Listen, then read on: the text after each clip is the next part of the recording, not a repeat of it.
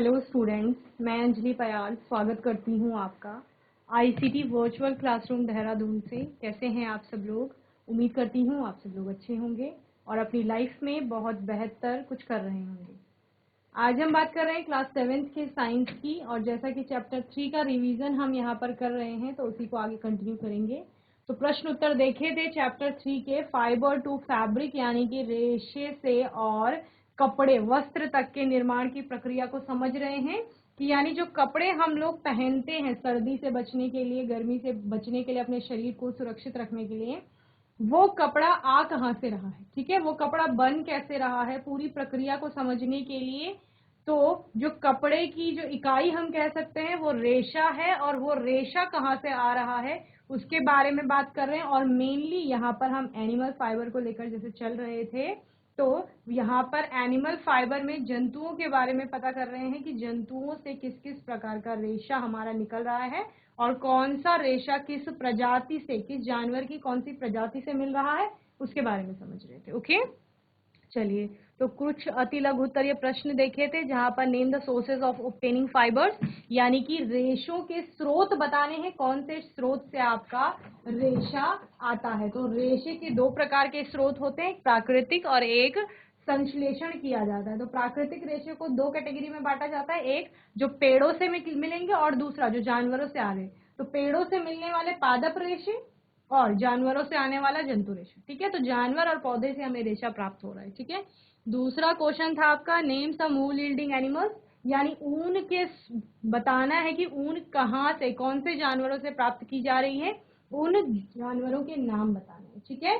तो ऊन आपकी कहाँ से, भेड़ से, याक, लामा, अल्पाका, अंगोरा गोट, अंगोरा, रैबिट, ऊंट, इन सभी से क्या की जाती है, ऊन को प्राप्त किया जाता है, ठीक है।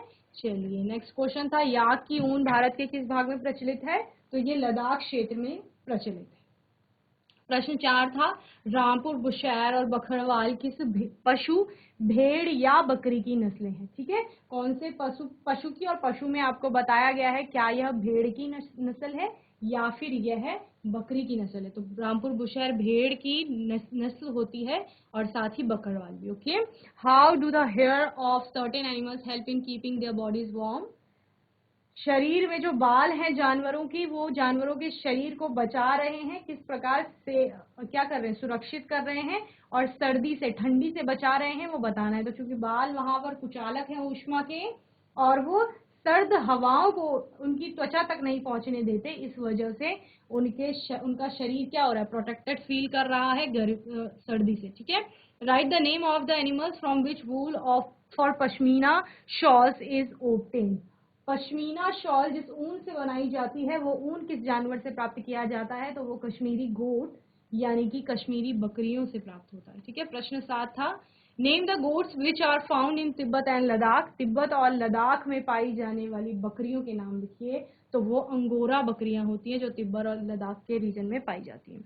वूल is obtained from which body part of sheep, तो ऊन को जो जानवर होते हैं आपके, यानी कि अगर भेड़ की बात करें तो भेड़ के किस भाग से, शरीर के कौन से भाग से प्राप्त किया जाता है, तो आपको पता है उसकी त्वचा के ऊपर लंबे लंबे बाल होते हैं और उन्हीं बालों से ऊन को प्राप्त किया जाता है, ठीक है।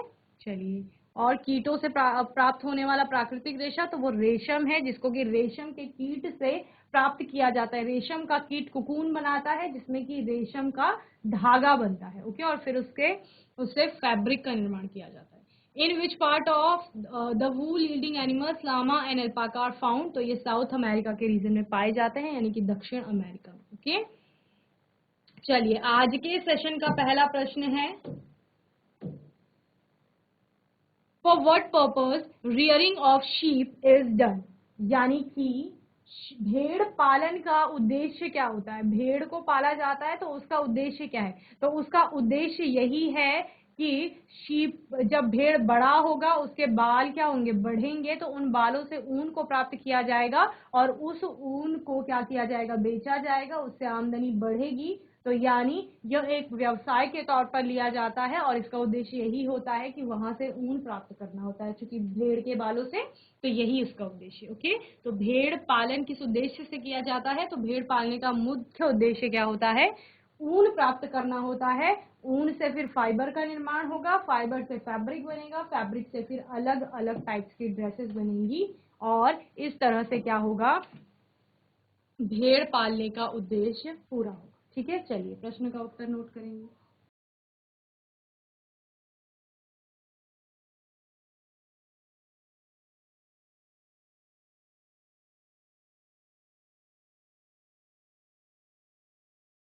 Next question, question number 12, what term is use for the following process. इस प्रोसेस के लिए जो नीचे टर्म्स दी गई हैं अलग, ठीक है, what term is used, term use करनी है, उपयोग में लानी है फॉर द फॉलोइंग प्रोसेसेस, जो प्रोसेस हो रही हैं उनके लिए। ठीक है, washing of sheeps fleece to remove dust. अच्छा, शीप का फ्लीज, जो भेड़ की स्किन से बाल निकाल लिए हैं, अब उसको क्या किया जा रहा है, उससे डस्ट को रिमूव किया जाएगा और डर्ट को रिमूव किया जाएगा, जो धूल होगी उसको हटाया जाएगा। ड्राइड स्वेट एंड ग्रीस, वहां से ग्रीस और जो स्वेट है उसको हटाने की जो प्रक्रिया होगी, यानी कि वॉशिंग किया जा रहा है शीप की बालों का, हेयर्स का वॉशिंग की जा रही है और उसको क्या कहा जाता है, तो उसको कहा जाता है, उसके लिए एक टर्म यूज होगी स्कोरिंग, यानी कि मलना। तो उस स्कोरिंग की प्रक्रिया में क्या होगा, अगर स्कोरिंग के बारे में पूछा जाता है तो यह क्या प्रक्रिया है, तो इस प्रक्रिया में क्या किया जा रहा है, इस प्रक्रिया में जो बाल निकाले हैं भेड़ से, ठीक है, इन बालों का क्या किया जाएगा, इनकी सफाई होगी मेनली। ठीक है, सफाई। ओके, तो सफाई में जितनी भी गंदगी वहां पर है, धूल हो सकता है, धूल के अलावा ग्रीस, ऑयल, कुछ भी हो सकता है हेयर्स पे, तो उस गंदगी को पूरा साफ किया जाएगा। तो इस प्रोसेस को स्कोरिंग कहा जाता है, या फिर हिंदी में इसको कहते हैं मलना। ओके, चलिए नोट करिए जल्दी से।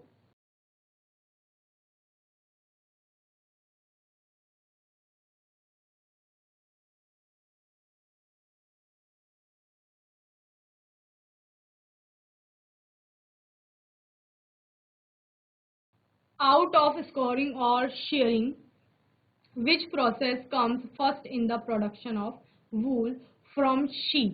ठीक है, production of wool from sheep, sheep से वूल के प्रोडक्शन में, यानी कि भेड़ से ऊन का जो उत्पादन हो रहा है, इस प्रक्रिया में पहले क्या होता है, स्कोरिंग होता है या शेयरिंग होता है, वो बताना है। ठीक है, तो the first step is shearing then scouring. पहले क्या किया जाता है, शेयर किया जाता है, यानी कि सबसे पहले तो रियरिंग होगा, यानी कि पालना होगा। सबसे पहले तो भेड़ को पाला जाएगा। जब भेड़ को पालना शुरू किया है, उस प्रक्रिया में जब भेड़ क्या हो जाएगा, बड़ा हो जाएगा, बड़ा होने के बाद जब उसके शरीर में बहुत अच्छी ग्रोथ हो जाएगी हेयर्स की, तो तब शेयर किया जाएगा, यानी कि हेयर्स को अलग किया जाएगा बॉडी से, स्किन से।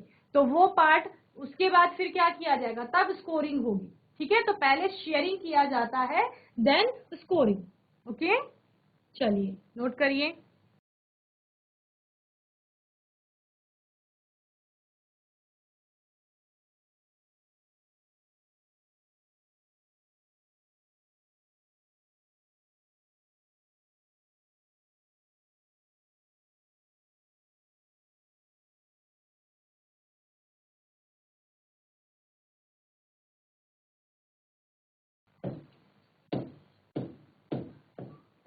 मलना और कर्तन की प्रक्रिया में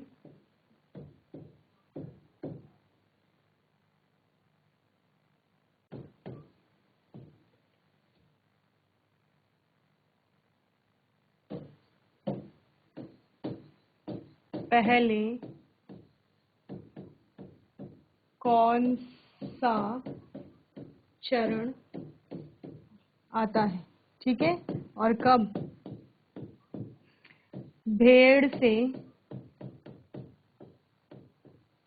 ऊन उत्पादन की प्रक्रिया में।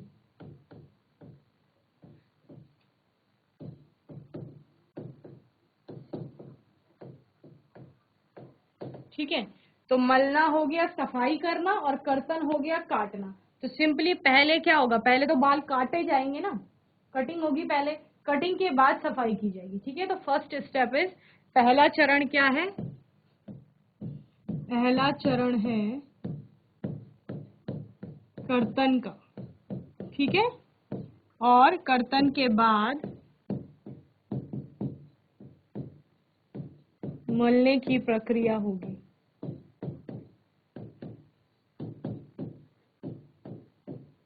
या जिसको क्या कहा जाता है, सफाई की प्रक्रिया।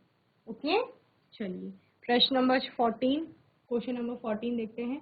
To which class animal fibre और plant fibre artificial silk belongs to. ठीक है, तो यहाँ पर बात हो रही है टू विच क्लास, कौन से वर्ग से जो सिल्क होता है यानी कि रेशम वो बिलोंग करता है। ठीक है, रेशम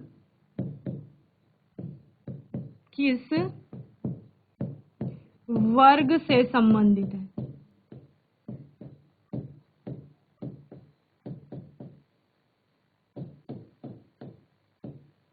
और वर्ग क्या क्या हैं आपके, पादप रेशे,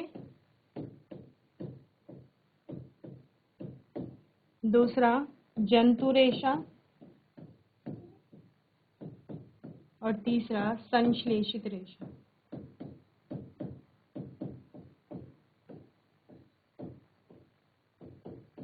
ओके, चलिए तो क्या कहा जा रहा है कि रेशम जो है आपका, सिल्क जो है वो कौन सी क्लास से आपका रिलेटेड है, कौन सी वर्ग से संबंधित है। तो यहाँ पर आपको 3 वर्ग बताए गए हैं, एक आपका है पादप वर्ग, दूसरा है जंतु वर्ग, और आपका तीसरा है प्लांट फाइबर। और यहाँ पर रेशम के नहीं बल्कि आर्टिफिशियल रेशम की बात हो रही है, यानी कि संश्लेषित रेशम जो होता है।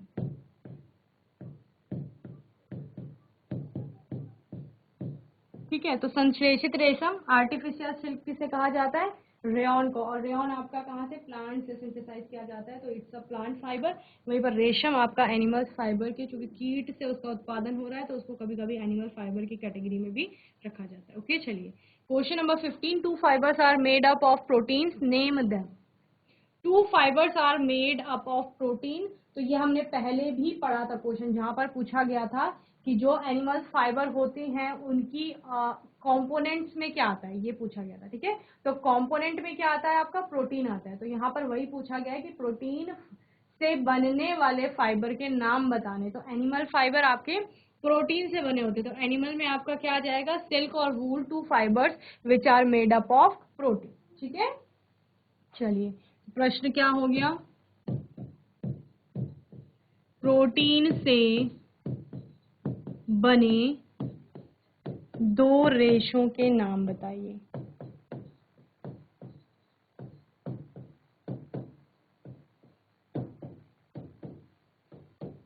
तो उत्तर आ गया आपका ऊन और रेशम, ये आपका आंसर हो गया। चलिए नोट करिए।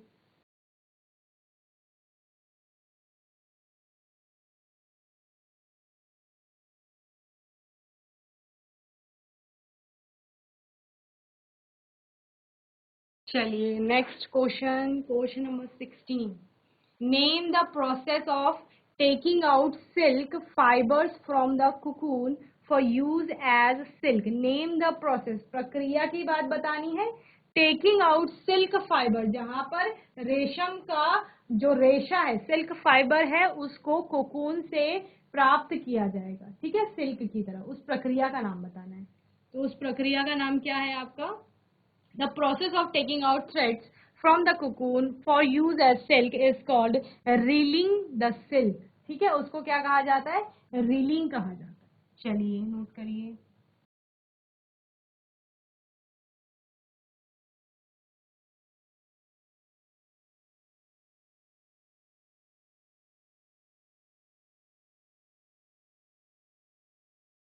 चलिए उस प्रक्रिया का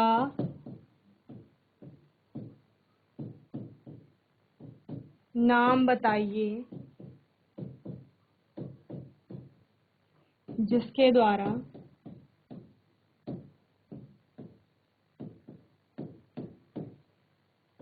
कोकून से रेशम का धागा प्राप्त किया जाता है।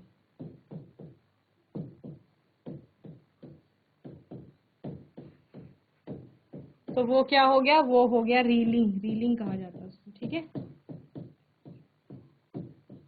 रीलिंग कहीं कहीं पे लपेटना वर्ड आता है इसके लिए, ठीक है, यानी रील्स बना, रील बनाई जाती है ना धागे की, वही होता है रीलिंग, ठीक है। चलिए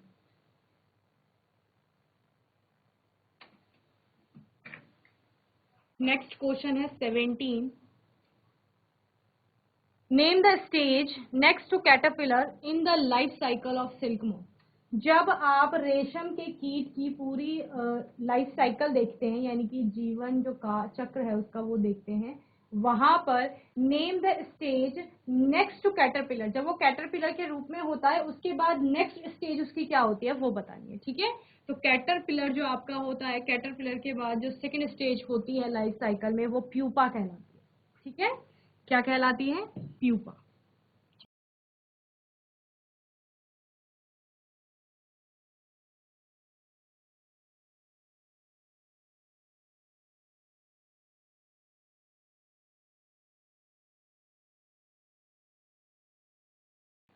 तो इस प्रकार से एक अडल्ट कैटरपिलर, अडल्ट जो आपका मौत होगी, यानी कि वयस्क जो होगा वो क्या करेगा, एग ले करेगा, एग्स आएंगे, ठीक है। एग से आपका क्या बनेगा,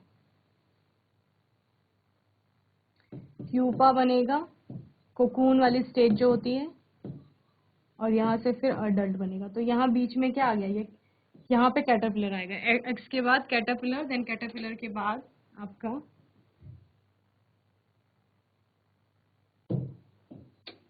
यहाँ कैटरपिलर आएगा, यानी कीट बनेगा। जब फिर कीट लार्वल स्टेज क्रॉस करके कीट आपका प्यूपा बनाएगा, कुकून बनाएगा, शेल, और उसके बाद वो फिर अडल्ट में कन्वर्ट होगा। तो इस तरीके से क्या आ गई, कैटरपिलर के बाद, कैटरपिलर के बाद प्यूपा वाली स्टेज आ गई। तो इस स्टेज के बारे में पूछा जा रहा है, ठीक है। प्यूपेटेशन भी इसको कहा जाता है। Which stage in the life cycle of silk moth is called cocoon. अब कौन सी स्टेज में सिल्क मॉथ को कुकून कहा जाता है, तो कौन से स्टेज में कहा जाता है आपका, the covering of silk fibre inside which the caterpillar cover itself is called cocoon. जब क्या करता है, जो कैटरपिलर होता है वो खुद को सिल्क फाइबर के बाहर से कवर कर लेता है, यानी कि यहाँ पर हमने क्या बोला, यहाँ पर एग्स जब ले किए, यानी कि जब अंडे आए, उन अंडों से फिर क्या बनेगा, कीट बनेगा, जिसको आप कैटरपिलर कह रहे हैं, ठीक है। कीट बनेगा और ये कीट फिर जाएगा एक लार्वल स्टेज में, लार्वल स्टेज या प्यूपा बनाएगा, प्यूपेटेशन, कुकून का निर्माण करेगा। कुकून यानी कि कीड़ा था, उसने अपने बाहर एक शेल बना ली, ठीक है, शेल बना लेगा और उसमें रेशम के धागे का क्या होगा, धीरे धीरे निर्माण होगा। तो जब क्या करता है कीट, कैटरपिलर अपने बाहर से कवरिंग करता है सिल्क के फाइबर की, उसी को क्या कहा जाता है, कोकून कहा जाता है, ठीक है। तो क्या लिखेंगे यहाँ पर,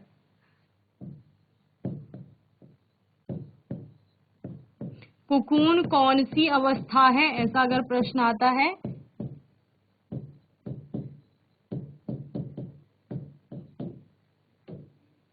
तो आप आंसर क्या लिखेंगे बच्चे, कि कीट बाहर से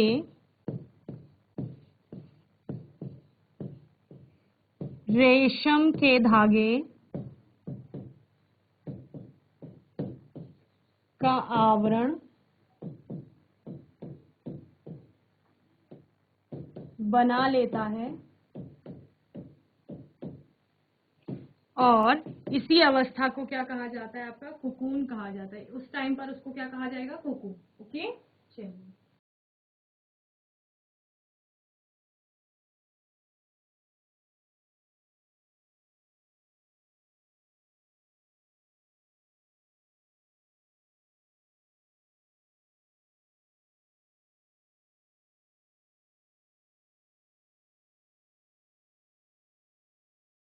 क्वेश्चन नंबर 19 है, right the maximum length of continuous silk thread that can be obtained from a cocoon. Right the maximum length, ठीक है, मैक्सिमम लेंथ यानी कि जब वो कोकून है जो, ठीक है, ये कोकून के बाहर सिल्क का थ्रेड लगा हुआ है, धागा है जिसका निर्माण किया गया है, ये रेड कलर का धागा है। पूछा जा रहा है एक कोकून में एक जो पूरा कॉन्टिन्यूअस स्ट्रैंड निकलेगा, धागा निकलेगा, उसकी लंबाई क्या होगी। यानी कि ये जो रेड कलर का मैंने बनाया है, इसको आप एक धागा मान लीजिए, कॉन्टिन्यूअस होगा, यानी कि टूटेगा नहीं कहीं पर। जब आपने वो कोकून से धागा निकाला है तो उस कॉन्टिन्यूअस स्ट्रैंड की, धागे की लंबाई मैक्सिमम, अधिकतम कितनी होगी वो पूछी जा रही है। ठीक है, तो वो अधिकतम लेंथ जो होती है, cocoon is more than that of 1000 feet continuous in length. 1000 feet, 1000 feet तक लंबा एक कोकून का धागा हो सकता है मैक्सिमम, यानी कि अधिकतम। यानी कि आप समझ रहे हैं, एक कैटरपिलर के बाहर जो धागा है, उस धागे की लंबाई 1000 फीट तक हो सकती है। इतना लंबा वो एक कोकून से धागा निकल रहा है। ठीक है, तो कॉन्टिन्यूअस सिल्क थ्रेड की बात हो रही है।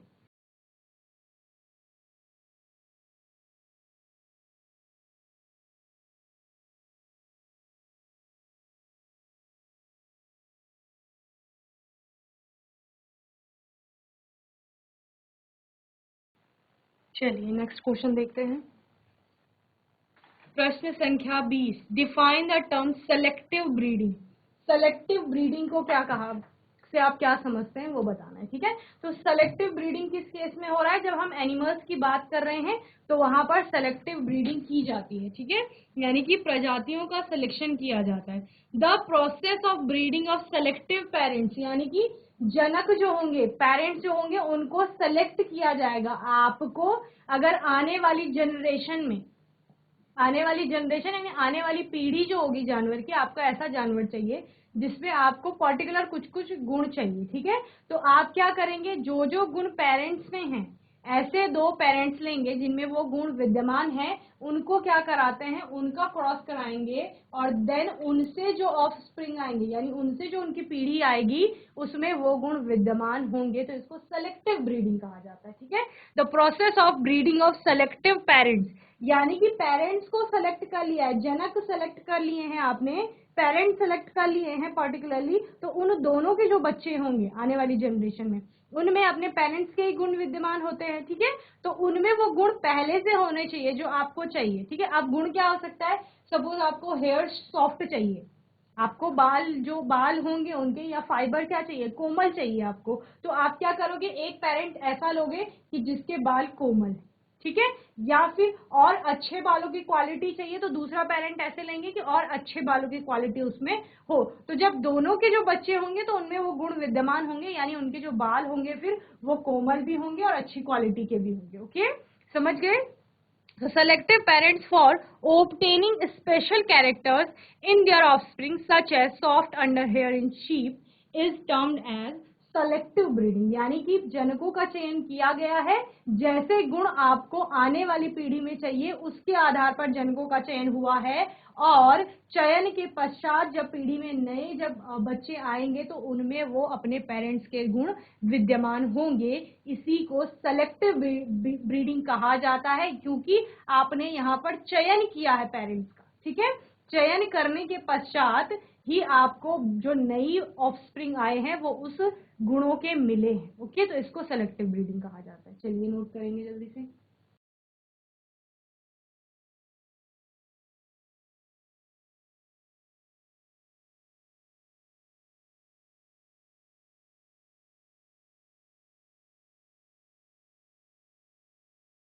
तो इसको चयनात्मक प्रजनन, सेलेक्टिव ब्रीडिंग को चयनात्मक प्रजनन, क्योंकि सेलेक्ट किया गया है। ठीक है, और कृत्रिम प्रजनन भी कहा जाता है।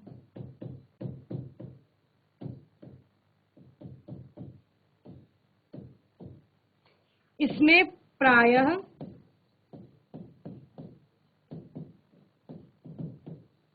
जनकों का चयन इस प्रकार किया जाता है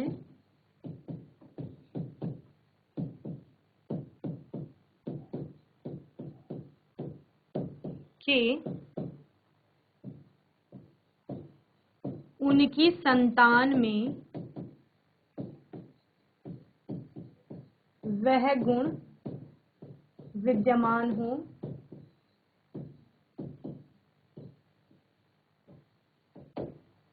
जिनके उद्देश्यों के लिए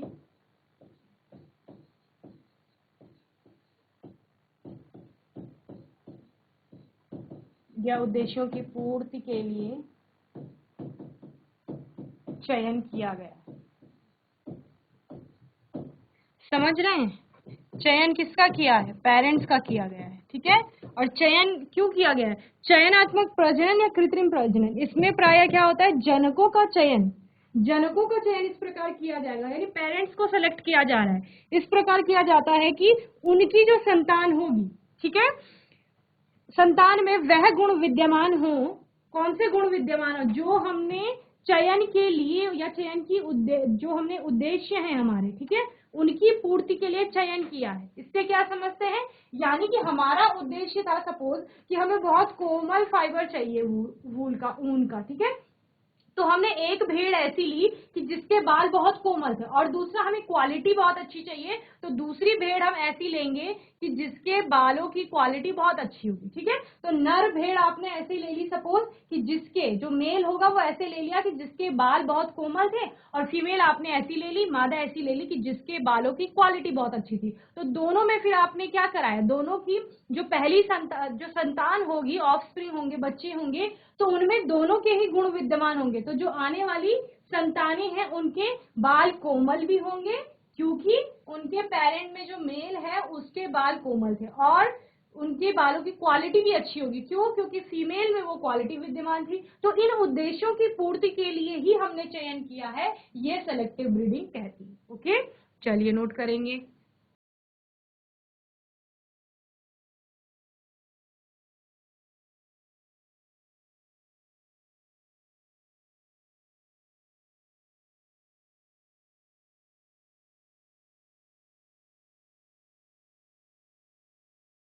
चलिए नेक्स्ट क्वेश्चन देखते हैं, 21 क्वेश्चन। 21 है, silk fiber belong to which class of organic substance. Silk fiber जो होता है, रेशम जो है, वो ऑर्गेनिक सब्सटेंस यानी कि कार्बनिक पदार्थों की कौन सी क्लास, कौन से वर्ग से संबंधित है, कौन से संबंध रखता है, उसके बारे में। तो ये प्रोटीन से संबंधित है, क्योंकि हमने पढ़ा था सिल्क फाइबर किससे बन रहा है? प्रोटीन से बन रहा है। ओके, रेशम कार्बनिक पदार्थों के किस वर्ग से संबंधित है?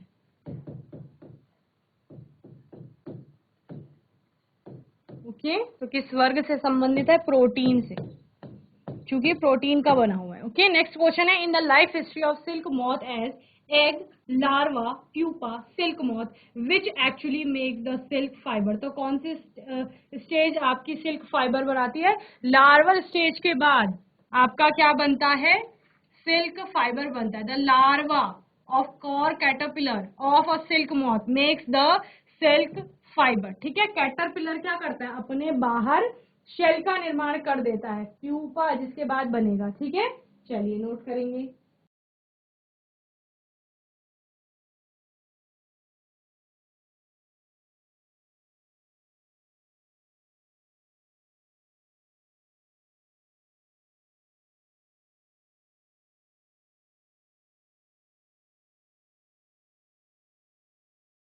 चलिए next question, right the difference between natural silk and artificial silk. अब नेचुरल सिल्क और आर्टिफिशियल सिल्क में अंतर बताना है। नेचुरल सिल्क क्या है? जो प्रकृति में जो रेशम कीट जिसका उत्पादन कर रहे हैं, और आर्टिफिशियल सिल्क जिसका निर्माण कहाँ हो रहा है? संश्लेषण किया जा रहा है जिसका, यानी लेबोरेटरीज में जिसका निर्माण हो रहा है। तो natural silk is obtained from the cocoon of silk worm and it is made up of a protein. जो प्राकृतिक रेशम है वो कुकून जिसे कि सिल्क वॉर्म बनाती है वहां से बनता है, और ये प्रोटीन से बना हुआ होता है। इसकी बात करें प्राकृतिक रेशम की। Natural silk is an animal fibre, यह एक क्या है?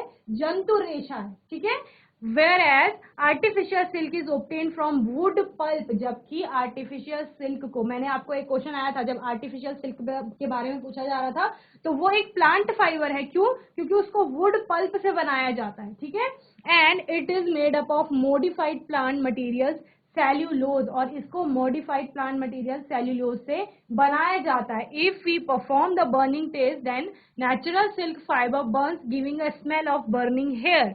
जब क्या होता है, हम नेचुरल सिल्क को जलाते हैं तो उसको जलाने पर जैसे आपका हेयर जब जलता है, यानी बाल जब जलते हैं उसकी स्मेल आती है, उसी प्रकार की स्मेल आती है.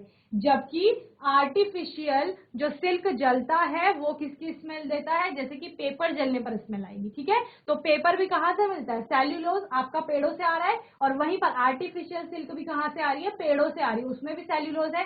और यहाँ हम बात किसकी कर रहे हैं, यहाँ हम प्रोटीन की बात कर रहे हैं. तो जैसे बालों में प्रोटीन है तो वो प्रोटीन जलने पर जैसा स्मेल आएगा, वैसे ही जब नेचुरल फाइबर जल रही है तब स्मेल आएगी. ओके, चलिए, तो प्रश्न क्या है आपका, प्रश्न है प्राकृतिक रेशम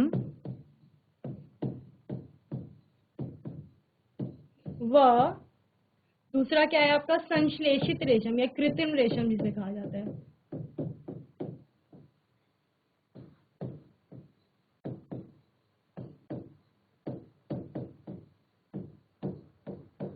अंतर बताइए. तो अंतर क्या है, पहले लिख लीजिए प्राकृतिक रेशम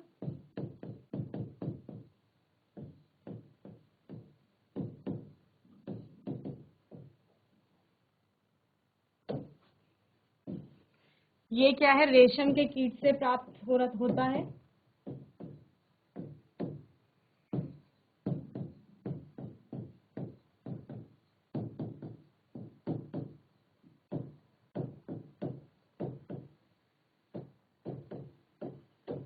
जंतु रेशा है एक, और प्रोटीन से बना है.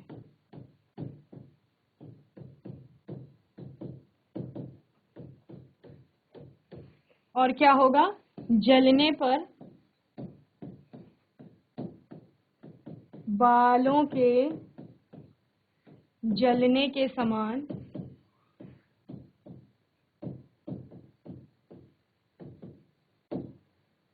गंध आती है.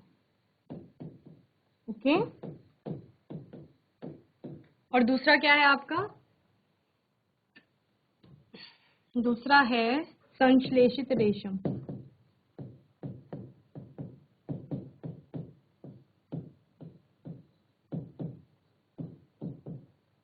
इसको कहां से प्राप्त किया जा रहा है, पेड़ के गूदे से प्राप्त किया जा रहा है.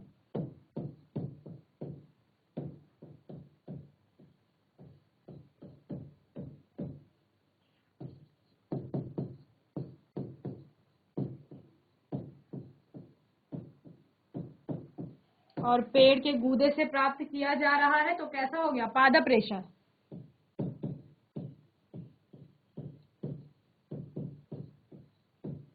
और क्या लिखा गया है, सेल्यूलोज से बना होता है. ठीक है,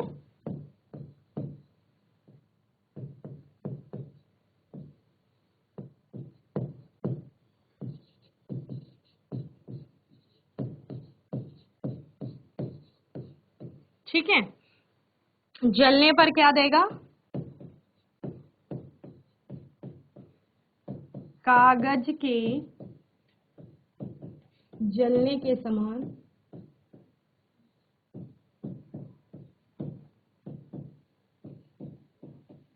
गंध आती है. ठीक है, चलिए नोट करिए. तो बच्चों, होपफुली आज का सेशन आपको अच्छे से समझ में आया होगा. आज के सेशन में हमने क्या देखे, क्वेश्चन आंसर्स देखे चैप्टर 3 के. फाइबर्स टू फैब्रिक चल रहे हैं, और इस प्रक्रिया में रेशे को अच्छे से समझा है, रेशे के प्रकार देखे हैं, उसके स्रोतों की बात हुई है, और अलग अलग प्रकार के रेशों के बारे में बात हुई है. और जहां पर हमने जंतु रेशे की बात की तो जंतुओं की प्रजातियों की बात हुई है. ठीक है, तो इतने क्वेश्चन आपको अच्छे से समझ में आ गए होंगे. कोई क्वेश्चन होगा, डाउट होगा तो आने वाले सेशन में आप लोग पूछ लेंगे. और तब तक के लिए आईसीटी वर्चुअल क्लासरूम से जुड़ने के लिए धन्यवाद.